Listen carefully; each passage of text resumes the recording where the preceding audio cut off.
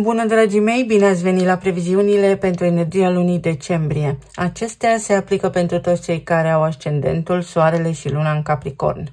În prima parte voi descrie tranzitele astrologice la nivel general, iar apoi vom vedea despre ce este vorba prin energia cărților de oracol, prin cele de tarot, dar și prin talismane. Vă mulțumesc pentru vizionare, vă invit cu drag să vă abonați și să apreciați acest clip. Decembrie pentru voi, dragii mei, este o lună care vă reactivează vertical cariera, viața privată, dar și zona psihicului profund. Luna în care subconștientul se trezește, iar planurile de viitor devin parcă tot mai clare. Practic, luna începe cu o clarificare interioară mai profundă, continuă cu un fel de restart la nivel de identitate și se încheie cu o consolidare financiară. Este o lună pentru renaștere pentru absolut toată lumea, dar și pentru eliberare. La început de lună avem evenimentul de lună plină din Gemeni, pentru voi are loc în casa a 6-a. Această casă a 6-a reprezintă sănătatea, rutina, munca, colectivul de la locul de muncă, toate obiceiurile noastre, programul zilnic, mentorii, dar și animalele de companie. Iar această lună plină îți luminează zona muncii și a sănătății. Este un moment în care poți vedea cu claritate ce te obosește, ce funcționează și ce nu în programul tău zilnic, ce trebuie schimbat în rutina ta, ce proiect de muncă ajunge la un final, pentru că vorbim despre un punct culminant. Este un moment în care poți profita și poți beneficia de o detoxifiere mentală, dar și fizică, pentru că îți poți schimba complet felul în care muncești, ritmul, obiceiurile, dar și prioritățile. Apoi, Marele Neptun în sfârșit își reia mersul direct în Pești, iar la voi acest lucru se produce în casa a 3-a. Casa a 3-a are legătură cu tot ceea ce înseamnă comunicare, gândire, drumuri pe distanțe scurte, studii care durează puțin, frați, familie extinsă, mentalitatea. Neptun curăță confuziile mentale și poate aduce mai multă claritate în comunicare, inspirație, vindecarea în relația cu frații, surorile, cu neamul, familia extinsă, ceva ce se poate rectifica, corecta relația cu vecinii, o perspectivă nouă, o înțelegere intuitivă în ceea ce privește o problemă, să-i spunem așa, mai veche. Tot ceea ce ține de mintea ta devine mai limpede. Este un moment perfect pentru a învăța lucruri noi, pentru a scrie, pentru a purta discuții sau pentru a duce negocieri, pentru a te înscrie la niște examene sau pentru a te exprima mai creativ. Apoi Mercur intră în Săgetător, vă activează casa a 12-a, unde vorbim despre zona inconștientului colectiv, aici regăsim introspecția, retragerea, vindecarea spirituală, secretele. Mercur în casa a 12-a te duce înapoi în trecut posibil sau te aduce înapoi pe tine însuți sau însăți, pentru că este o perioadă în care poți gândi în profunzime, îți poți reevalua trecutul, poți lua decizii pe care însă să nu le anunți public, să nu discuți cu nimeni despre asta. Este timpul să lucrezi în liniște la proiectele viitoare și la planurile pe care le ai. Pot apărea revelații prin vise, pentru că este un tranzit perfect pentru a fi rezervat, dar pentru a face multe lucruri departe de ochii lumii. Apoi Marte, planeta acțiunii, surpriză, intră în Capricorn pe casa 1 și vă activează personalitatea, identitatea, vine cu vitalitate, cu energie și cu o nouă direcție. Marte, care este în Capricorn în exaltare, este un fel de motor turbo, pentru că activează energia, îți dă mai mult curaj, motivație, forță fizică, determinare, impulsul de a acționa, de a începe, de a te mișca sau nevoia de a prelua controlul. Atenție că poate veni și cu tensiune la pachet, cu mici conflicte. Dar într-o notă pozitivă este un tranzit care te repoziționează în lume. Asta spune casa 1. Poziția mea în lume. Începi să te manifesti mai puternic, mai hotărât, devii mai vizibil. Ești văzut, clar, ești luat în serios, ești ascultat. Nu mai poți fi ignorat. Apoi avem parte de o lună nouă în Săgetător în casa a 12-a, iar această lună nouă este una dintre cele mai subtile energii mistice chiar pe care o poți trăi în acest an. Casa a 12, așa cum am menționat, este spațiul în care se închid cicluri. Aici avem și începutul și sfârșitul, pântecul și finalul vieții. Aici începe finalul, dar al unui capitol foarte mare. O vindecare emoțională profundă, eliberarea de o frică, o conștientizare fantastică. Poate fi ceva, un nou început spiritual, o conexiune, un nou grup de oameni, ceva de genul acesta. O renunțare la ceva ce nu te mai reprezintă, pentru că acum înțelegi clar ce îți place și ce nu. Poate fi vorba despre renașterea din luna ianuarie sau despre resetarea din luna februarie, despre care v-am vorbit anterior, când guvernatorul vostru Saturn se va regăsi în conjuncție la 0 grade cu Neptun în Berbec. Apoi Soarele intră și el aici în Capricorn, alături de Marte, tot pe casa 1, și începe sezonul vostru. Și odată cu el și renașterea voastră. Acest tranzit aduce vizibilitate, afirmare, vitalitate, vă simțiți mai bine până și la nivel de sănătate, dar și ca stare interioară. Un început personal, posibilitatea să folosești această energie pentru a implementa niște planuri. Poate fi vorba despre recunoaștere publică, un statut, despre asumarea unor responsabilități, despre o hotărâre importantă. Pentru că această energie te pune în lumină pe tine, identitatea ta, calitățile tale și te poate ghida pe direcția corectă în această viață. Asta vreau, asta sunt. Exact așa este această lună decembrie pentru voi. Și nu în ultimul rând, în prag de sărbătoare, zeița iubirii Venus vine și ea și se alătură lui Marte și Soarelui aici în casa 1 și te înfrumusețează, estetic vorbind, îți aduce magnetism, armonie, simpatie. Poate veni și poate aduce, să spunem așa, acest tranzit îmbunătățirea relațiilor, atracție sporită, o înfățișare superbă, frumoasă, o imagine mai elegantă, oportunități sociale, multă interacțiune cu oamenii, oameni care te pot sprijini, noroc în conexiuni, bani, desigur, pentru că Venus guvernează banii. Este momentul tău, este momentul în care ești vizibil, plăcut, carismatic. Poate devii mai cald sau poate ai acces acum la niște afaceri, devii mai diplomat. Ești căutat, ești în centrul atenției. În concluzie, decembrie este luna în care te poți vindeca prin casa a 12-a, luna prin care poți renaște, având în vedere tranzitele din casa 1, sau îți poți stabili o nouă direcție în această viață. Îți reconstruiești puterea personală și te poți organiza mai bine, mai clar, poți studia niște lucruri noi. S-ar putea să fie o lună în care să faci niște drumuri, dar vei vedea că pe măsură ce trece timpul, vei bifa pe lista ta de priorități tot ceea ce vei fi reușit să faci. Una dintre cele mai importante luni ale anului pentru tine, pentru că te ajută să te vezi și pe interior și din interior, cu sinceritate și obiectivitate. Să vedem acum ce ne spune și energia oracolului. Multe se întâmplă. Săgetătorul. Luna nouă din Săgetător pe zona casei a 12-a. O nouă intenție. Pentru unii dintre voi poate fi inclusiv o sarcină, fie să auziți despre cineva că va avea un copil, dar au fost surprinși de acest eveniment, fie chiar ție să ți se întâmple dacă este cazul, să fiți atenți pentru că s-ar putea să treacă pe sub radar acest eveniment. Poate fi vorba despre niște tranzacții comerciale, despre niște bani care au proveniență străină, să spunem din străinătate. Pot fi niște chestiuni care se simplifică în ceea ce privește niște demersuri juridice, legale, tot felul de lucruri bune sau o perspectivă foarte amplă asupra unor lucruri, acces la niște informații, pentru că informația este putere. Casa a 6-a, unde din nou veți avea tranzit în această lună. Aici vorbim despre evenimentul de lună plină din Gemeni, care asta spune. Claritate, trebuie să iau o hotărâre. Sistemul meu nervos se liniștește, se reglează și văd lucrurile mai clar. Poate fi vorba și despre ceva ce implică stomacul, vindecare sau despre mișcare fizică. Poate fi vorba și despre adopția unui animal de companie sau poate fi vorba despre adopție dacă vă doriți copii și aceasta este singura cale. Mercur în Săgetător. Casa a 12-a va fi foarte importantă pentru voi.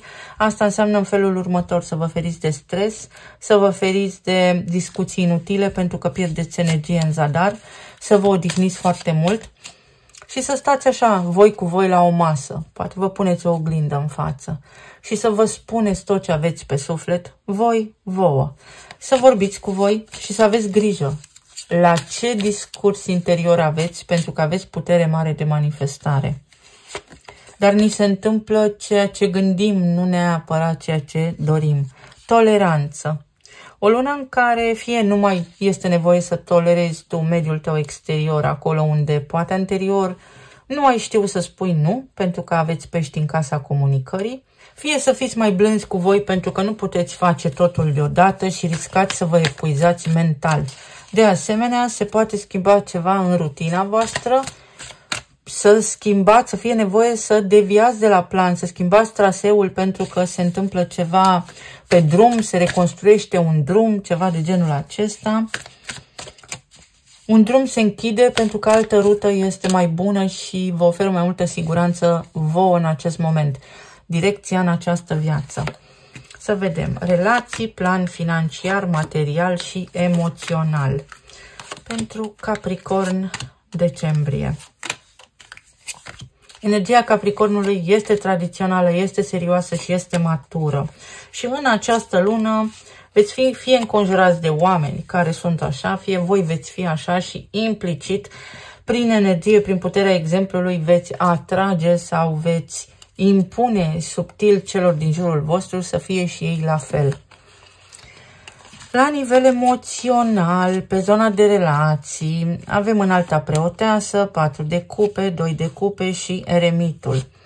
În această zonă, foarte mulți dintre voi ați avut posibil ceva provocări pe zona de relații, unde poate lucrurile nu au mers așa cum ați vrut voi, pentru că avem aici arhetipul leului. Dar energia spune în felul următor.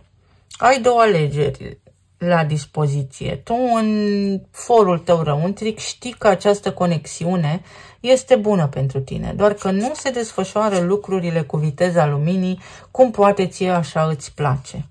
Și cu toate astea, conexiunea este una spirituală, este una care te învață răbdarea, este una care îți deschide orizontul către cunoaștere. În ce măsură fiecare dintre voi aici va fi nevoie să identifice, dar conexiunea este una de suflet, este una a spiritului, una a sufletului. Și poți trece peste lumesc, poți trece peste discuțiile zilnice, peste rutină care poate nu este așa cum îți dorești, peste niște obiceiuri ale partenerului sau ale partenerei tale de viață, tocmai pentru că această conexiune este mult mai importantă decât îți poți tu imagina, sau poate fi vorba despre o confruntare, pentru că acum în sfârșit ai ocazia să spui ce îți place și ce nu. Pentru alții dintre voi poate fi o ieșire în oraș, posibilitatea să cunoști pe cineva prin intermediul unui grup. Poate fi vorba despre perioada sărbătorilor, despre o conotație spirituală, ceva ce are legătură aici, despre niște oameni dintr-o comunitate care îți prezintă pe cineva, sau este vorba despre posibilitatea de a încheia niște colaborări, despre a face un bilanț. Pe voi vă prinde anul foarte introspecți, făcând bilanțul pentru următorul an. Nu se recomandă acțiunea impulsivă acum. Marte este un motor turbo la voi în Capricorn, dar toate schimbările, uite, pe zona de relații, apar sau se pot face cu calm, în echilibru, așa cum se poate de la zi la zi. Apar niște schimbări pe zona de relații, de la apatie la dragoste, de la haos la liniște, de la lipsa comunicării la niște discuții, orice ar însemna aceste discuții. Avem moartea și 5 de monede, depășirea unui moment trist pe zona de relații, treci de la nevoia de a fi în preajma cuiva la dorința de a petrece poate timp singur, sau poate fi vorba despre faptul că omul de lângă tine trece prin niște provocări și vei vedea că în curând se schimbă. Se produc niște schimbări aici, toată lumea este introspectă, toată lumea este analitică și profundă în această lună, Puteți trece peste o pierdere dacă ați avut pe cineva drag care a trecut în neființă. Puteți să vă bucurați de viață, puteți să păstrați în suflet, în minte, amintirea și în continuare voi să trăiți, să învățați să trăiți din nou. Sau poate fi vorba despre o schimbare generală de direcție, o relocare posibil. Se întâmplă ceva, un eveniment cu o profunzime majoră, spirituală, pe zona de relații pentru voi, o discuție despre drumul nostru împreună. Este ceva predestinat aici, este o schimbare extrem de benefică pentru voi începând cu această lună decembrie pe zona de relații. Vă aduce Venus prilejul să vibrați înalt. Pe zona planului financiar, prindeți încredere, vă vin idei. Idei despre care, așa cum ne recomandă și tranzitele astrologice, ar fi bine să nu discutați cu nimeni. Un nou orizont, o hotărâre, ceva vă încântă, sunt niște planuri, cursuri, discuții cu cineva anume, o comunitate, o nouă comunitate sau o frumoasă prietenie, un sistem de suport în jurul vostru, oameni care vă ajută, care vă dau idei, care vă ghidează despre cum puteți să gestionați voi mai bine partea financiară.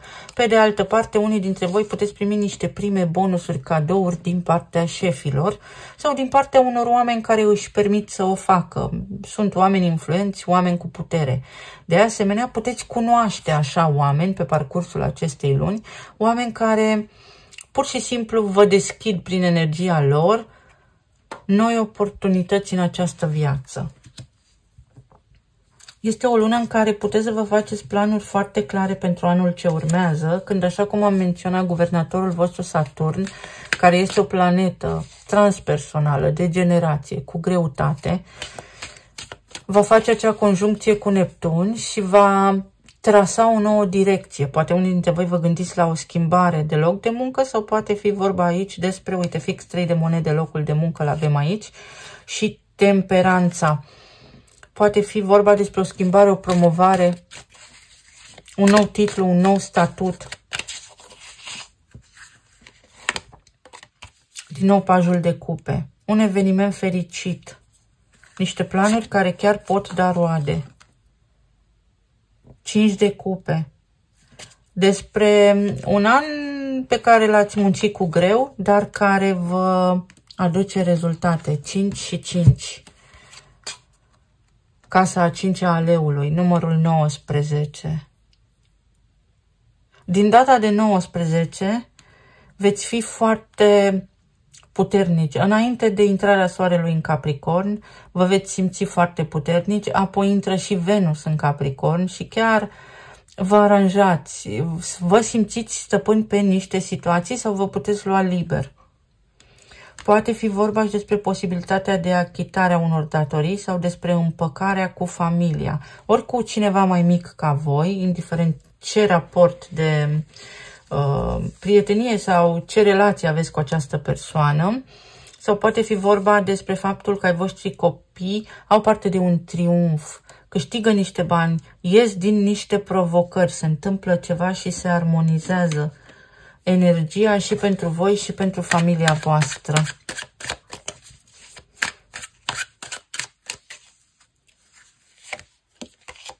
Uite, harta, exact cum am spus, este un ocol sau trebuie neapărat să vă ocupați de niște lucruri până anul viitor, în luna februarie, când se întâmplă acel eveniment despre care spun, care nu o să fie ceva wow, adică nu vă așteptați să stăm ca la spectacol, să așteptăm marea conjuncție, dar în plan subtil se va întâmpla și efectele se vor vedea imediat. Pe de altă parte, este o nouă direcție. Poate fi o relocare sau poate fi o călătorie, un nou teritoriu, un nou loc de muncă, o nouă poziție sau un plan. Dar un plan care chiar poate da roade și inspirația vă vine acum sau începând de acum. Pe zona emoțională, foarte frumos, 7 de cupe, pajul de bâte, 4 de bâte, 9 de cupe. Fac ce vreau și mă simt bine în pielea mea. Sunt sexy și știu asta, sau este o lună cu mai multă claritate pentru că Neptun își reia mersul direct în Pești. Neptun este maestrul iluziilor, el vine cu ceața la pachet și în anul ce urmează, uite că intră în zodie de foc, în berbec. Adică oamenii nu vor mai fi atât de pasivi. Pentru voi mesajul este unul și este foarte clar. A venit timpul să vă asumați ceva, niște responsabilități, să începeți niște lucruri, să ieșiți din etapa de pasivitate în care ați fost până acum, pentru că energia este de așa natură și vă ajută, vă facilitează un nou cadru, un nou context. Poate fi pentru unii dintre voi ceva bun pe zona de relații, ori petreceți timp în familie, cu soțul, cu soția, cu partenerii de viață, ori este o cerere în căsătorie, ori este o propunere și indecentă, în sensul amuzant, sigur că da, la figurat, ori este chiar o propunere, ceva se întâmplă pe zona voastră de relație, o apropiere, o conectare, cineva vă spune că vă iubește, vă dorește. La nivel medical, atenție la limfă, atenție la tot ceea ce are legătură cu stomacul și la intestinul permeabil. Oamenii care suferă, să le spunem așa, de intestin permeabil sunt adesea depresivi, supărați, pesimiști. Temperanța. Lucrurile se liniștesc. Mergeți la niște petreceri, primiți niște invitații. Este o lună de petrecere, este o lună de armonie pentru voi, mai ales din a doua jumătate. Și uite, unii dintre voi chiar puteți fi curtați, vi se fac complimente, ori primiți cadouri, ori sunteți foarte atrăgători, toată lumea va vedea că voi radiați. Poate fi și posibilitatea de a cunoaște pe cineva care are curaj să vă spună verde în față tot ceea ce simte, fără filtru, cu o energie, da, aș putea spune așa, ca unui copil care nu se ferește de nimic. Mai poate fi vorba și despre un drum, o călătorie, o excursie, o vizită care vă face extrem de mare plăcere, ori primiți voi pe cineva, ori mergeți voi undeva. Foarte bună energia. Mai iau o carte pentru voi, pentru că intrăm pe sezonul vostru și trebuie onorat.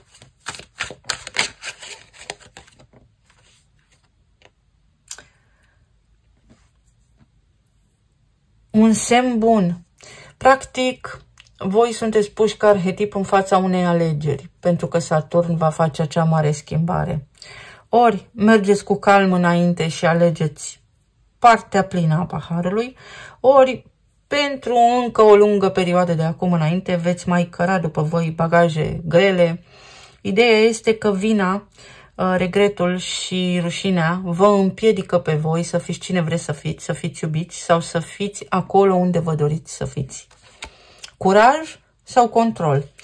Curajul să-ți schimbi viața sau rămâi în tot ceea ce ai deja și ori te consideri ghinionist, ori lucrurile se pot schimba. Ai acum o mare șansă să alegi ce vrei să faci cu viața ta. Dar apar schimbări și sunt schimbări majore. Talismanele. Apare potențialul de schimbare. Schimbarea o facem noi dacă vrem sau nu.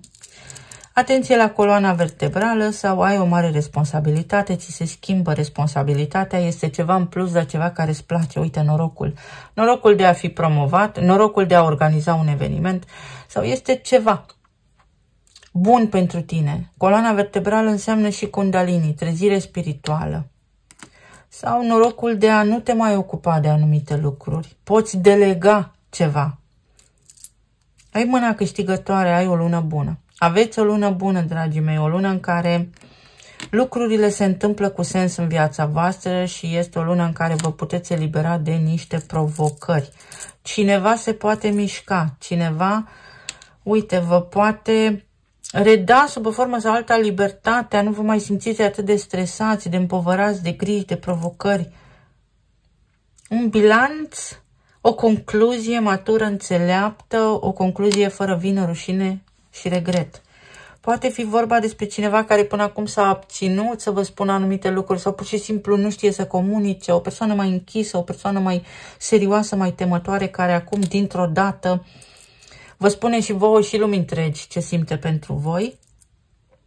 O călătorie, un nou drum. Un drum care a fost blocat, acum se deschide. Poate fi și o lună bună pentru planuri, pentru ceva ce implică documente, exact cum am spus, tot felul de documente. Vei avea harta. Direcția o găsești tu în funcție de dorințele tale. O călătorie poate fi sau o lună foarte, foarte romantică. De asemenea, este vorba și despre o alegere. Se încheie un ciclu de 100 de ani, iar asta înseamnă că ceva ce are legătură cu neamul vostru se dizolvă. Vă eliberați de ceva stresant din neamul vostru. Un suflet pereche, o nouă persoană în viața ta, răsfăți, cineva îți declară iubirea sau te vei simți iubit în această lună. Atenție că este important să vă și ocupați de sănătatea voastră, detoxifiere mentală, dar și fizică. Atenție la ceea ce nu aveți voie să faceți în această lună. Încercați să evitați pe cât posibil alcoolul. Aici avem Capricornul și Balanța, două semne cardinale. Energie cardinală de acțiune. Acționați diplomat, cu toleranță față de ceilalți. Marte în Capricorn este acel copil din parcul de distracții, fără limite, care vrea să se joace peste tot și pe care nu-l pot controla părinții. Marte în Capricorn. Marte este în exaltare în Capricorn. Îi place foarte mult și nu știe când să se oprească. Deci, pentru voi această lună spune și frână sau autocontrol. Avem numărul 3, Împărăteasa, Gemeni, comunicare. Neptun, când își reia mersul direct, face lumină în viața voastră, se aprinde becul. Poate reparați circuitul electric din casă sau pur și simplu vă convinge, știți ceva. Inițialele sunt C, S, Z, M, J, B, S, K și din nou B. Vi se face o ofertă și va trebui să înțelegeți ce fel de ofertă sau ce vrei de la mine. Se clarifică ceva pe zona de relații. Pentru alții dintre voi este posibilitatea de a ieși dintr-un blocaj. O lună în care veți fi ocupați, dar veți culege roadele. Alții dintre voi vă cumpărați niște mobilă, faceți ceva schimbări prin casă. Pentru alții dintre voi este o mare oportunitate să vă faceți un plan de afaceri foarte solid, foarte stabil, pentru că puteți începe ceva nou ca antreprenor sau pe cont propriu și puteți și scala.